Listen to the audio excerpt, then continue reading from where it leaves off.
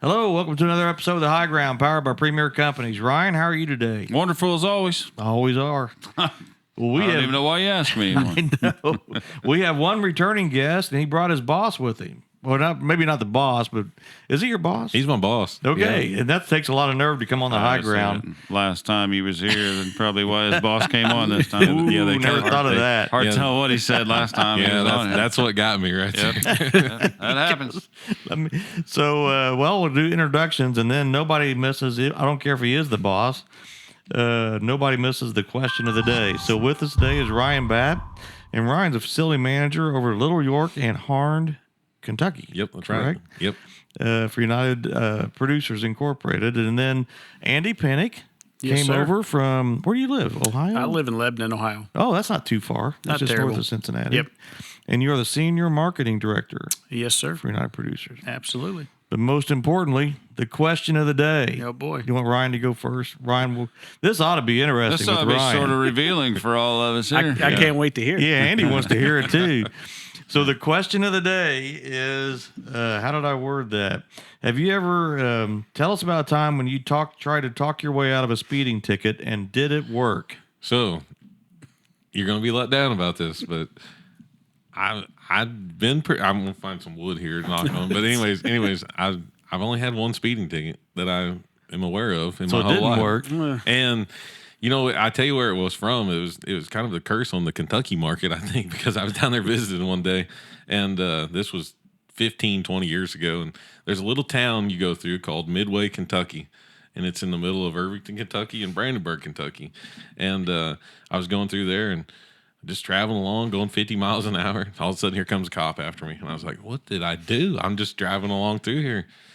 And so I pull off, and the farmer's there, his little barn lot there, and cop pulls in. You know how fast you're going? I was like, yeah, I was going 50 miles an hour. Like, I'm on a highway, you know? And he's like, you're over the speed limit. I was like, I don't know what you're talking about. And he's like, yeah, there's a speed limit. It's 30 miles an hour. You're 20 miles over. I was like, oh.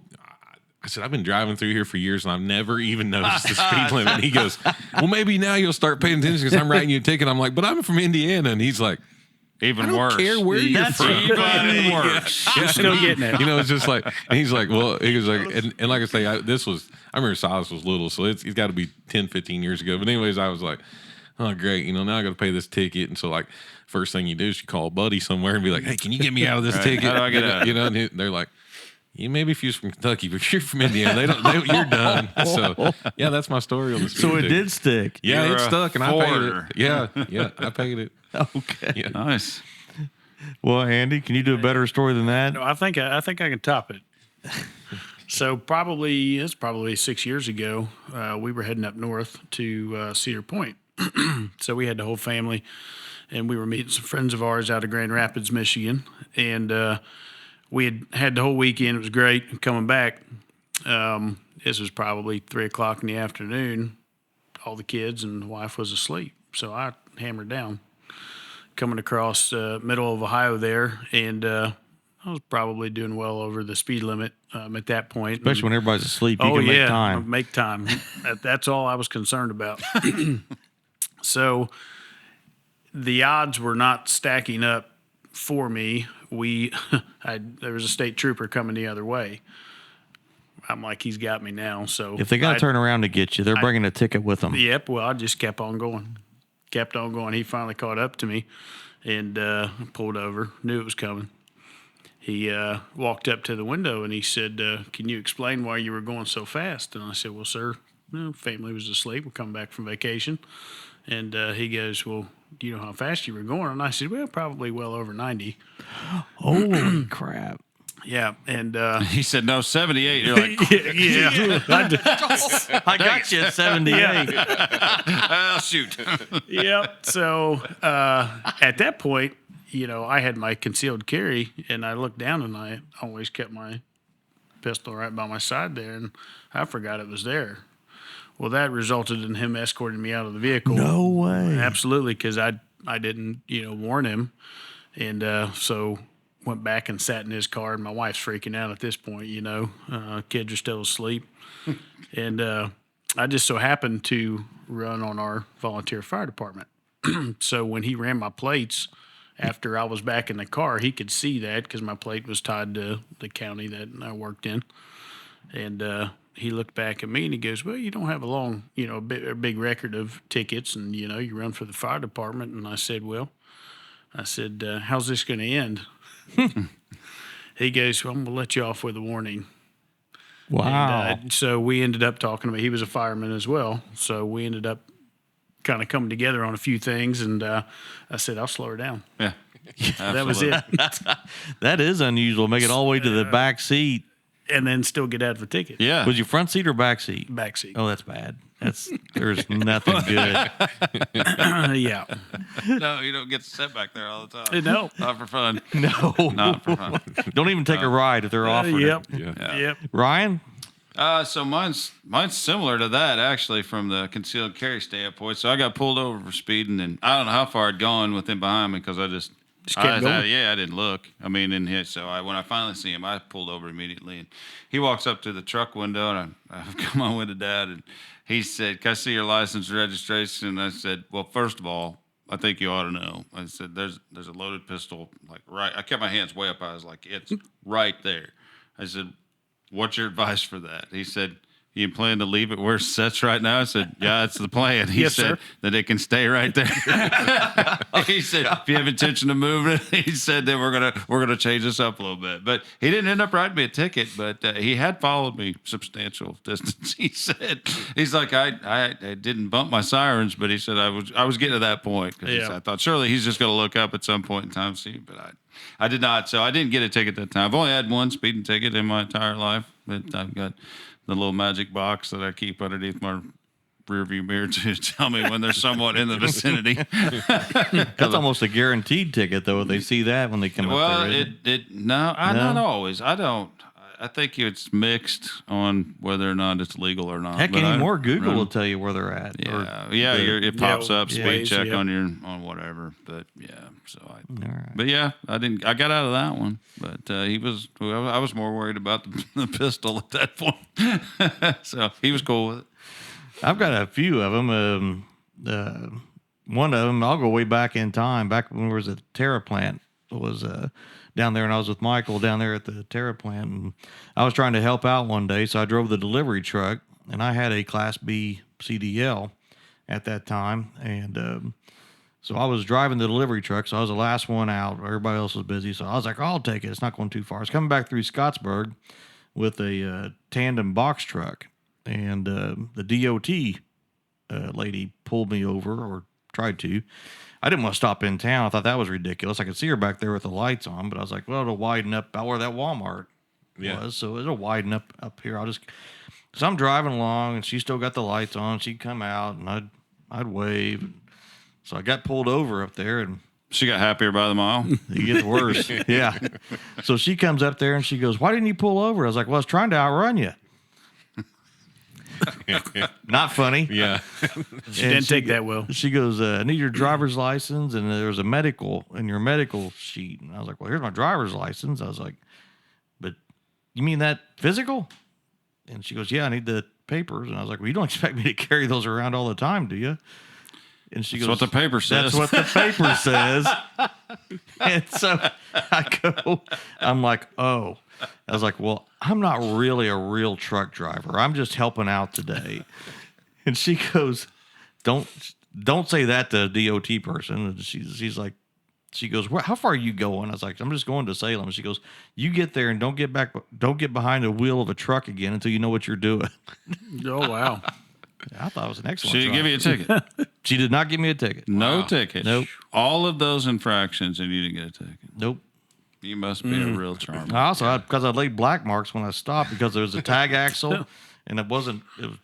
Yeah. It was too much weight down or something. You might win the award. Yeah. Yeah, that might be. I've got others, but anyway. Man.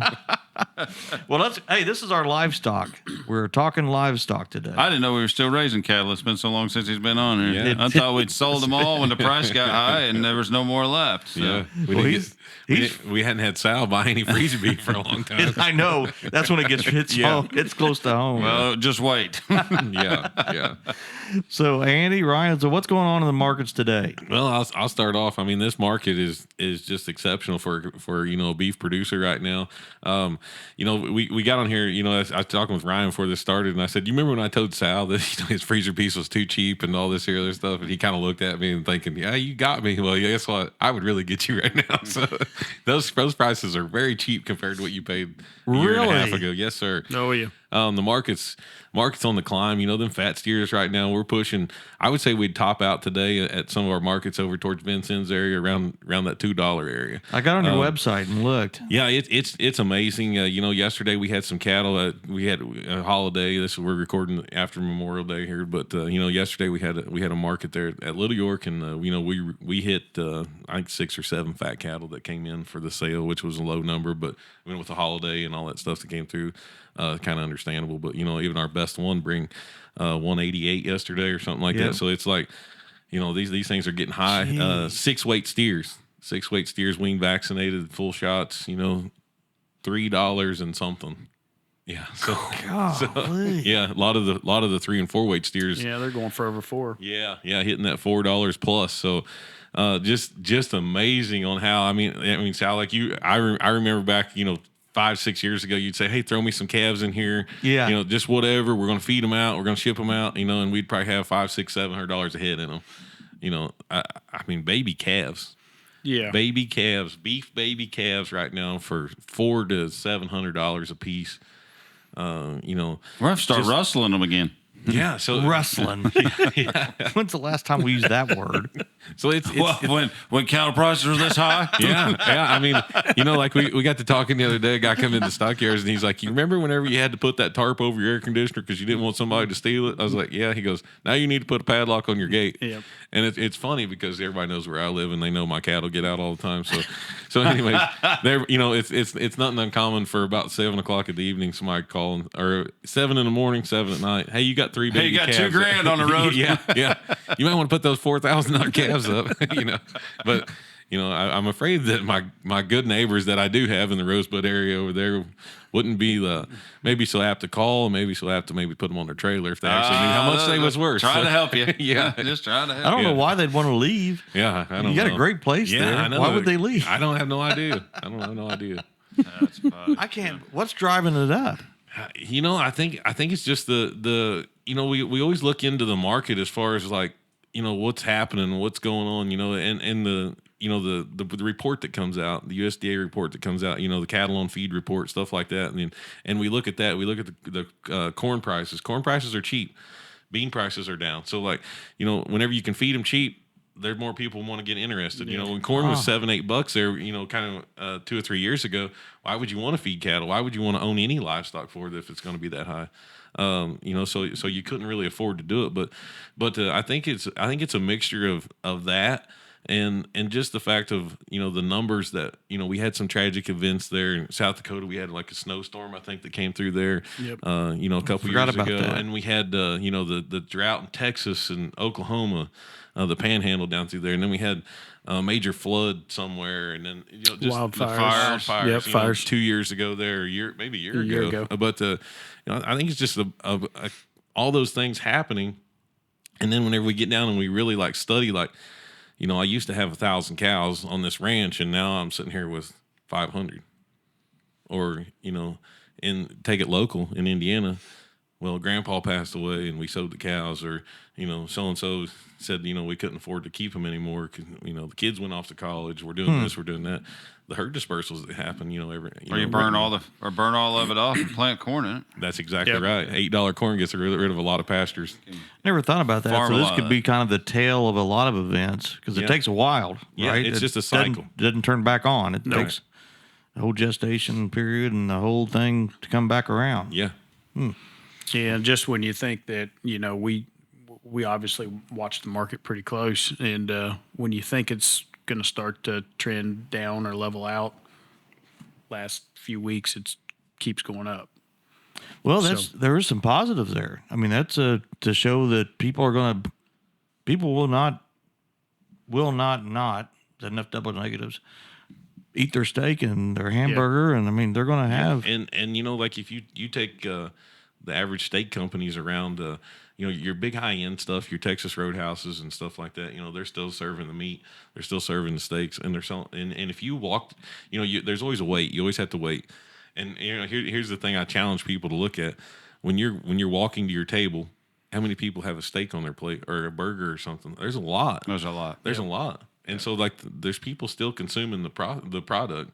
And you take a fancy high end restaurant like that. We talked about the pork prices not being very high, like a pork tenderloin, a whole tenderloin for $20 to $25. That would feed a lot of people. Mm-hmm. A beef ribeye feeds 15 people. A pork loin probably feeds 30 people. So, dollar for dollar, but those high end restaurants don't have the pork on their menu like they do the different beef options. So, that's something else that you look at as far as, the circulation of from pasture to plate. The big end restaurants are still promoting a lot of beef cattle stuff and less pork stuff because a lot of that is exported out. Yeah, and then I guess you see some obviously inflation. I mean that's a part of it too. I don't know what percentage goes through all the fast food places, but I was watching on a YouTube news clip and it had the prices of a Big Mac compared to just a few years ago, and I don't think all the cost is driven by the special sauce. I think it's probably the hamburger in there, right? Yeah, Mm-hmm. Yeah, just to see how the prices have increased there.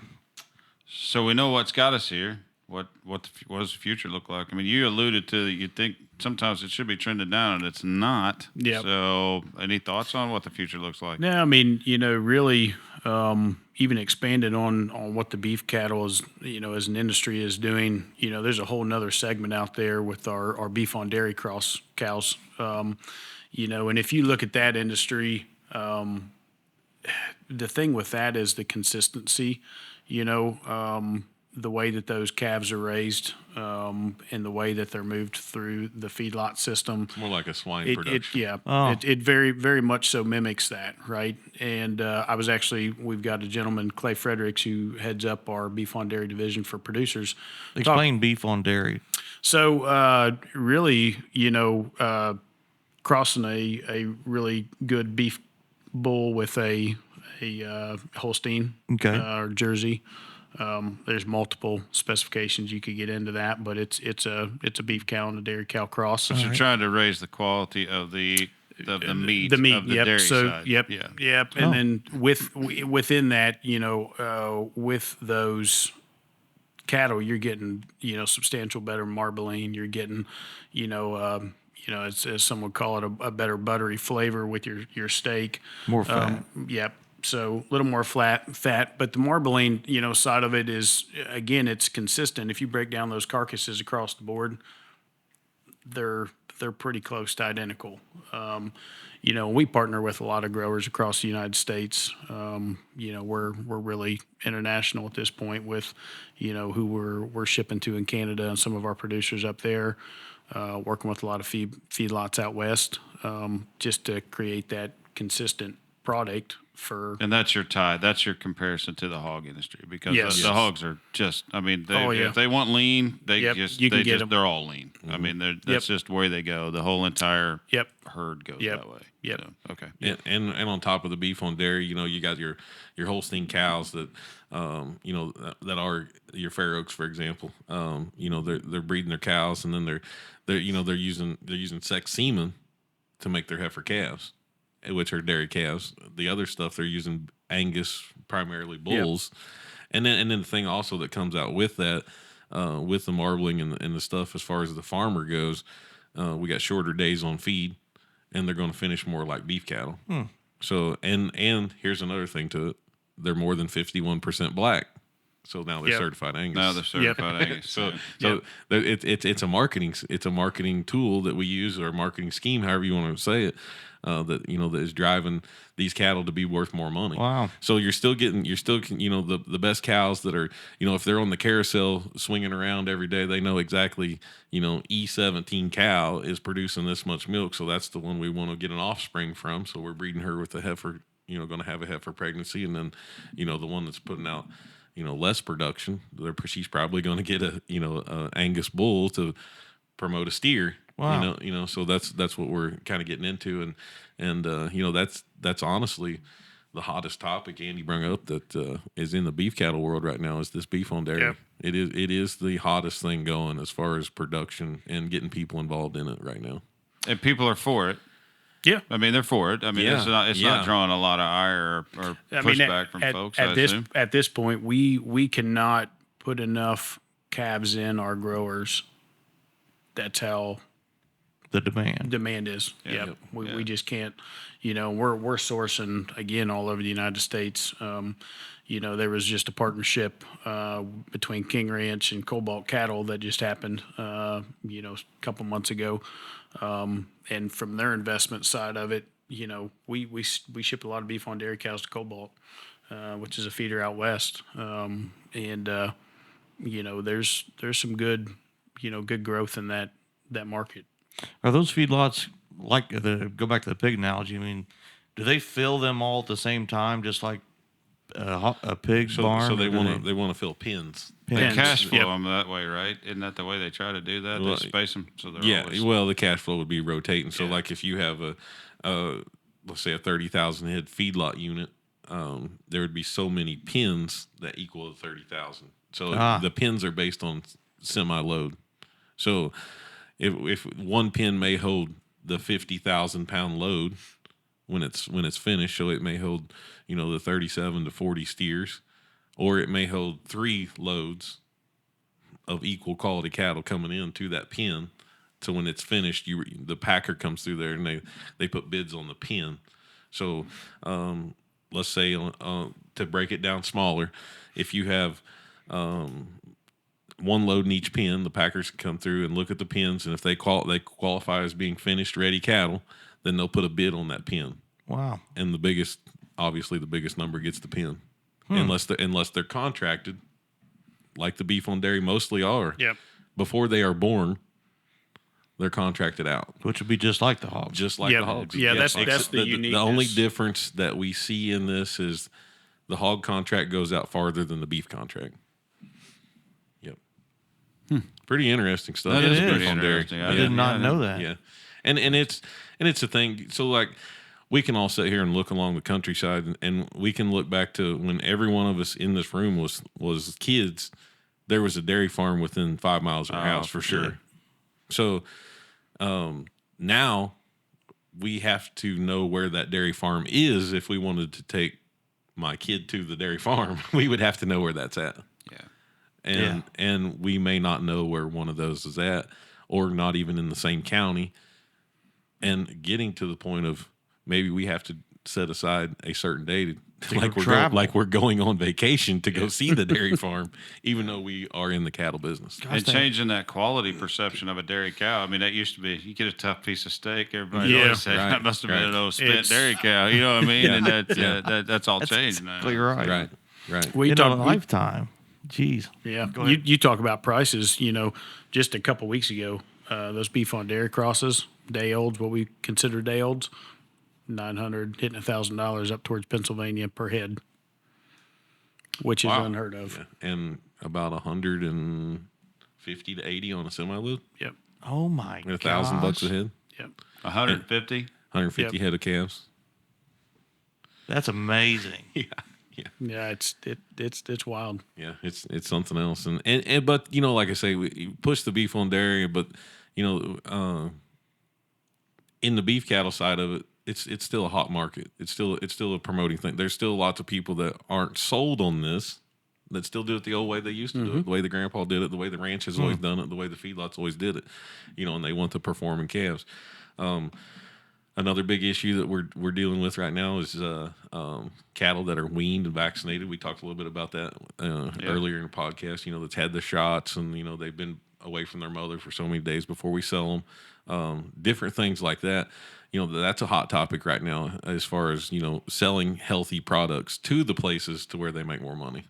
The feedlots in the West and stuff, and that takes a lot. Like most of the time, people think, "Oh, we'll take them to stockyards." They send them west, and then they go into a feedlot. Okay, we missed the big step. We send them to the we send them to the stockyards. Yeah, we send them to the stockyards.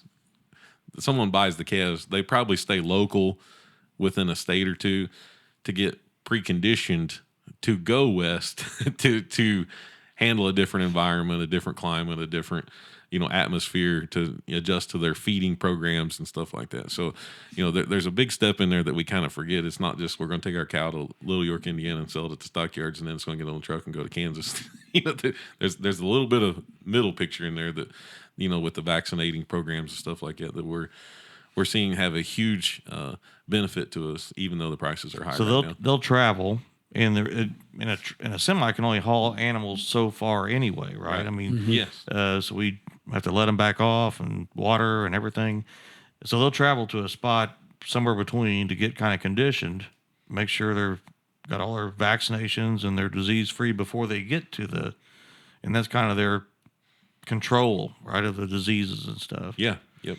It is amazing the amount of care that is in the livestock industry, right, and absolutely how well the animals are cared for. Yeah, and that's another thing too. We got into the actual perception of a cow is that it lives out on the grass and it eats the grass, and then we kind of lose track of it after that. Like in a mental picture from a person in the city, we see a cow in the field eating grass. Like that cow, I'm not going to say that they're high performance show cattle that are going to go to the 4-H fairs and stuff like that, but these cattle anymore, they get a lot of love and attention. Yeah. I mean, there's someone. You're counting them. They're Yes. where Yeah, you know where they are. Yeah, right. Other than So- Ryan, who lets them. Yeah, mine just wander Lets 'em around. wander. Right. They're in Jim Sullivan's cornfield over there. But anyways, you guys are feeding them for me. So, That was not a premier comment. yeah.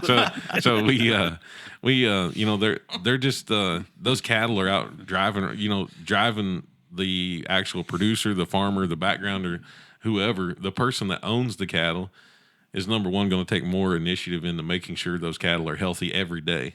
Yeah. There's a lot of times where I see my cows once a week. Okay, guess who sees their cows every day now? So like, but that's on a local term. On a big term, these guys have people that's hired to take care of these cattle. There's hospital pens that we put the ones in that maybe ain't doing so great. And that's something that's always been there.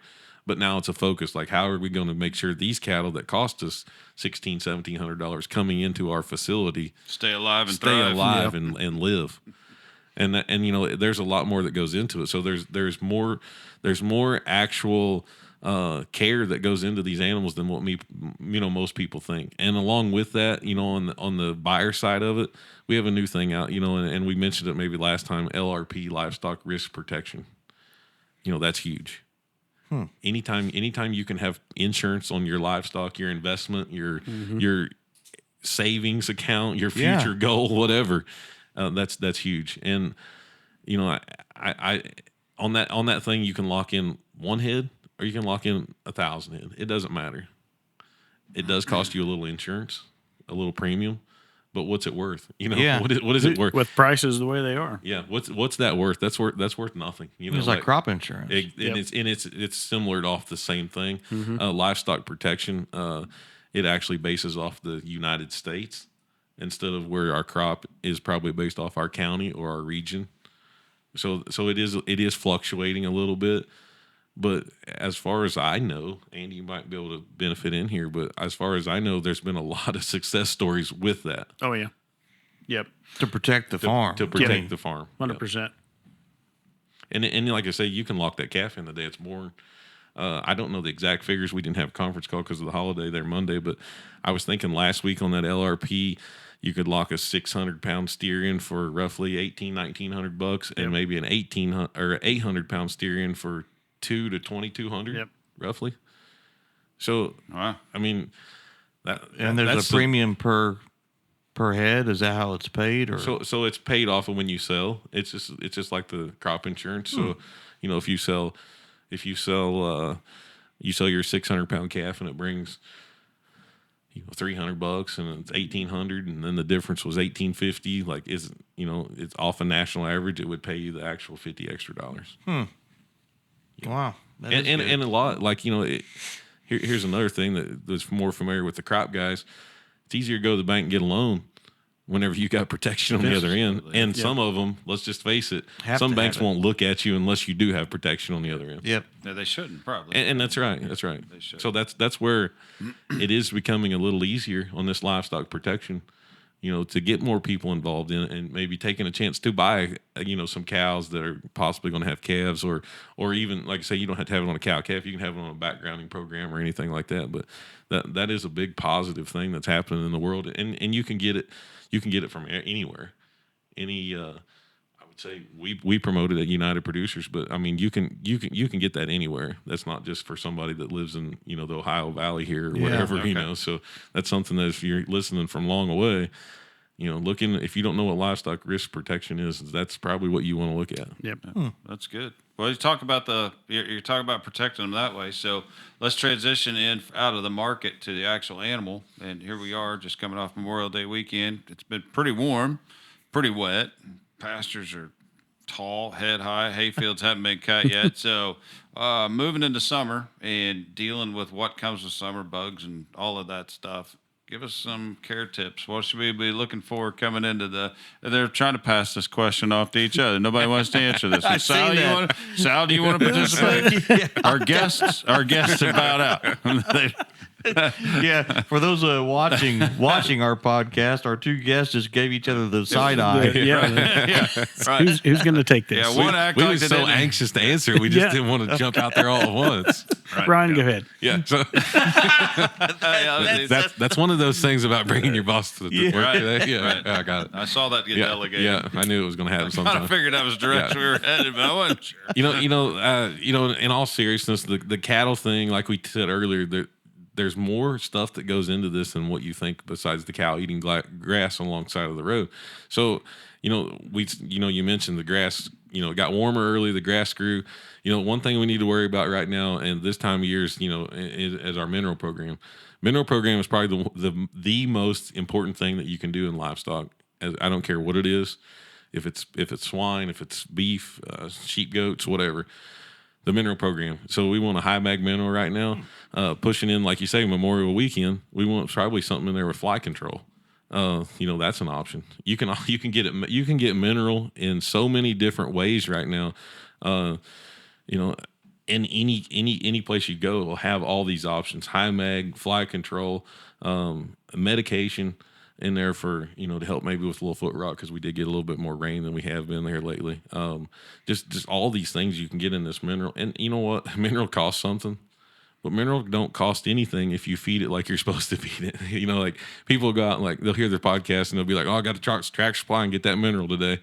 So they'll buy the 2 bags of mineral, dump it all out there. Yeah, and they'll eat it all in 5 minutes, and then they'll be like, "Man, I'll never listen to that dude again. He don't know what he's talking about." But if we did this every day, they'll eventually stop eating the mineral. So yeah, it's one of those things of you have to build your animals up to prevent this, because if they're eating the mineral, then they're obviously deficient on the mineral. All right. So I like that. If you feed it like you're supposed to, it doesn't cost anything. yeah, right. So Well done. yeah, kind of throw that. We in can stop here. there. Yeah.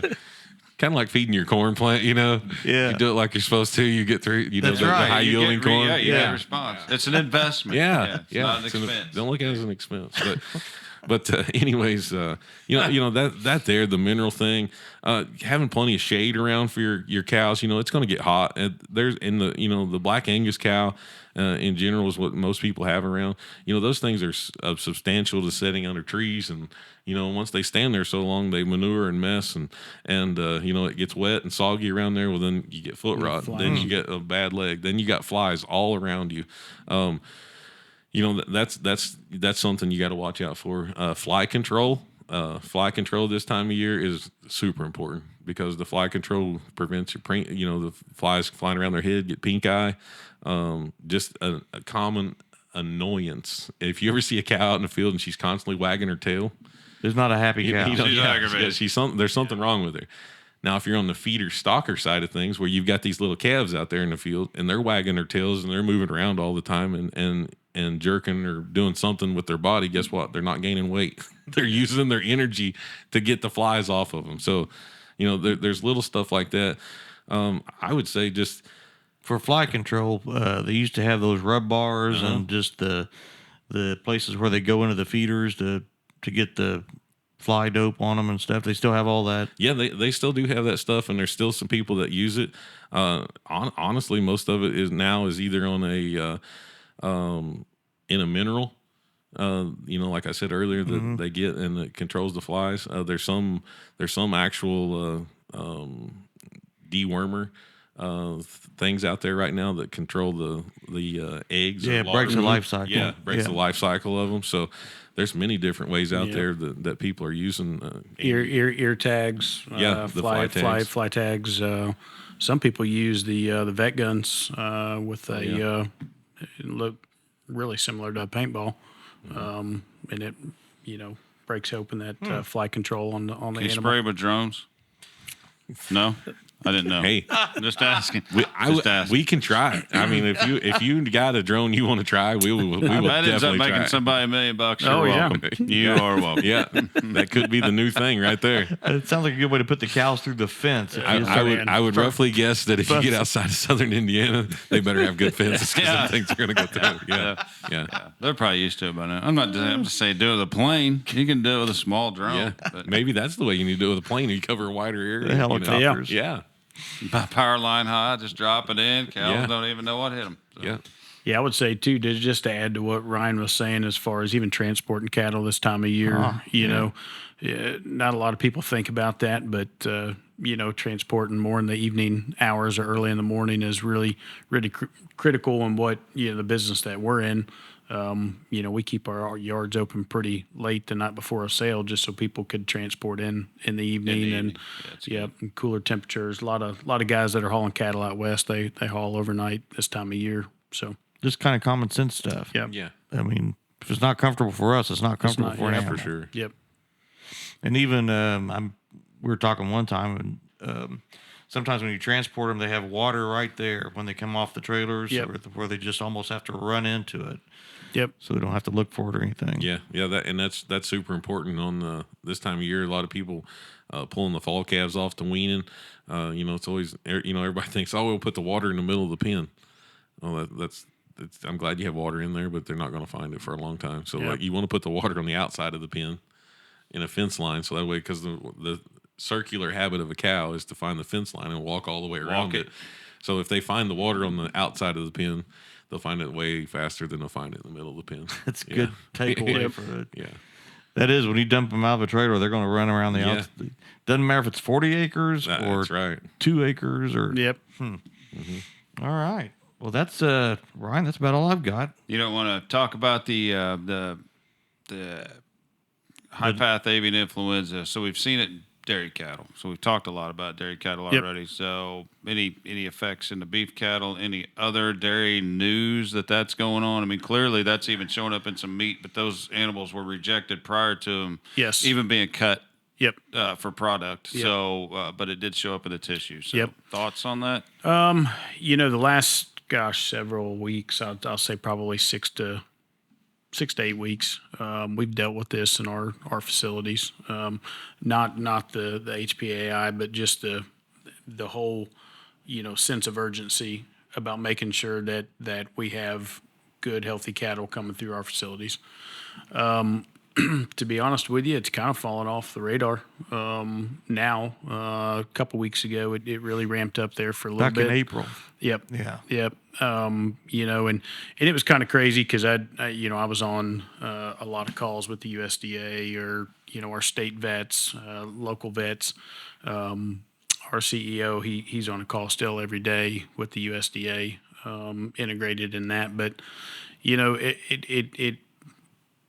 became a sense of urgency when we started seeing multiple cases across the United States. Is when it really hit home for us. Again, just making sure that we have the right paperwork filled out, that we're communicating with our vets, Know where they came from. know where they came from. The traceability factor really comes into that. From the standpoint of dairy cattle in general, really the only rules that have been out there is for lactating dairy cattle, right?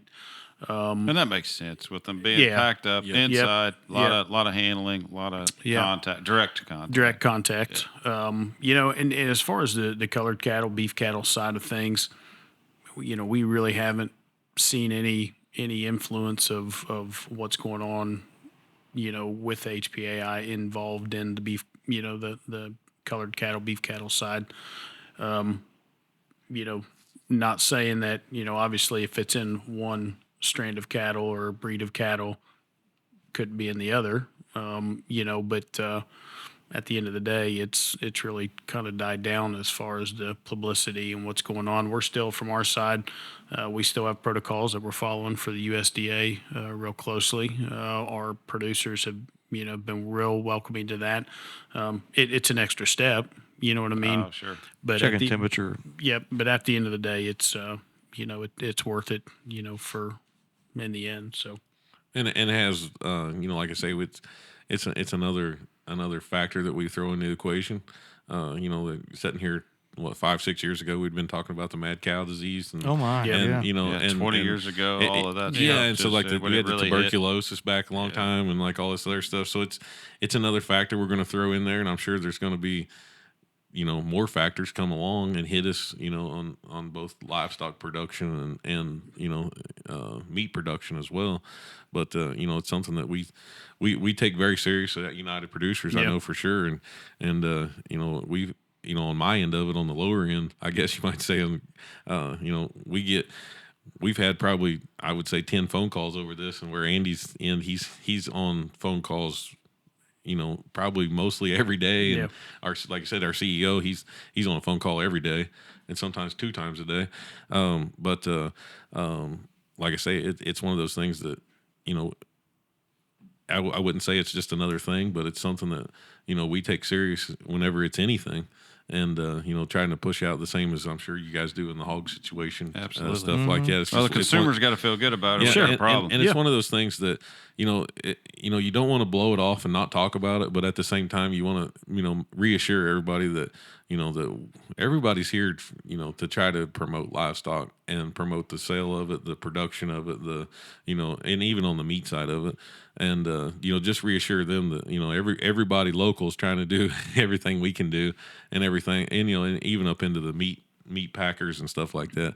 They're doing everything they can do, and it's something that they'll put a stop to it. They'll shut it down. They'll get it regulated where it needs to be. There'll be a few more hoops you got to jump through, the same as if you're spraying Roundup or anything like that. But just a few more things you got to go through, a few more steps here and there. But at the end of the day, it really hasn't honestly affected the meat prices. It hasn't affected the meat, sort, people bringing in meat. We get a lot of questions about it, which is good. Like we want to answer those questions, because the people that don't know the answer to the question will still be hesitant to it. So, Sure. It goes back to the amount of care. I mean, these cattle are getting looked at a lot. right. I mean, they're getting looked at before they get on the truck. They're getting looked at when they get put at your place. When they go across the country, they're getting looked at again. They're getting shots. They're getting and even the actual truckers. We talked about loading them on semis a while ago. The truckers have to have a certification to haul our livestock, and I'm sure it's the same way on the hog side of it too. CQAs, They have to have the trucker certification. So that means not all the responsibility is on the farmer or the agents like we are, or the trucker has to take some responsibility too. So if let's say, for example, we've been loading in the wintertime at 9:00 in the morning, it's kind of that trucker's responsibility to say, hey, can we move this up to 6:00?